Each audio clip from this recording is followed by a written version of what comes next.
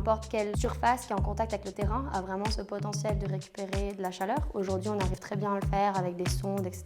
Mais on a toutes ces surfaces qui peuvent le faire aussi et qui sont inexploitées aujourd'hui.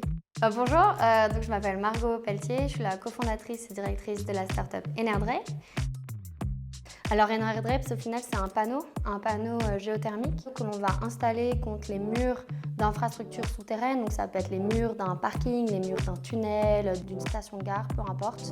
On va fixer ce panneau contre le mur, de l'eau va circuler à l'intérieur, se préchauffer, se pré-refroidir et puis va pouvoir alimenter en chaud ou en froid renouvelable un bâtiment qui va être au-dessus et on l'espère dans le futur même des quartiers ou des villes.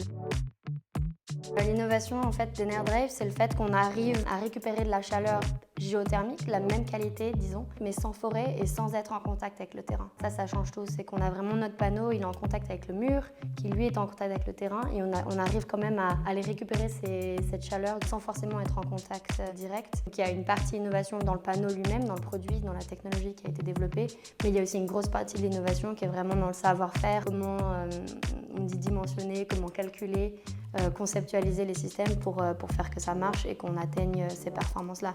Et au final, on a réussi non seulement à atteindre ce type de chaleur sans être en contact avec le terrain, mais on a surtout réussi à maintenir les performances, voire à même avoir des performances bien meilleures que ce qu'on arrive à faire avec d'autres technologies.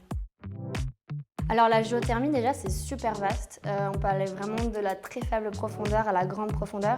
On peut faire de l'électricité comme on peut faire juste de la chaleur ou du frais. Donc il y a vraiment un panel de technologies et d'applications très vaste pour la géothermie. Et au final le principe de base que l'on utilise c'est que à partir de quelques mètres de profondeur dans le sol, la température du sol, du terrain est constante le long de toute l'année. Et ça c'est le cas partout sur la planète.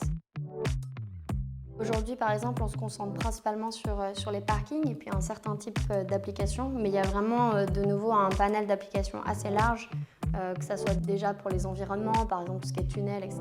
Et donc notre ambition, c'est vraiment qu'on puisse appliquer cette technologie dans les futurs métros ou dans les métros existants pour vraiment pouvoir alimenter en chaud, en froid nos villes par la suite.